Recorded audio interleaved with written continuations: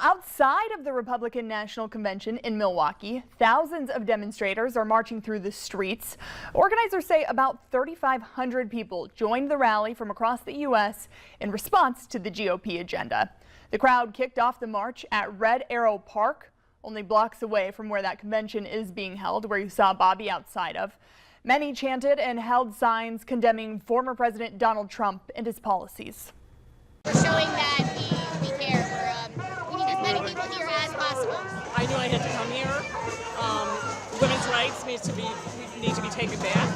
Our country is being threatened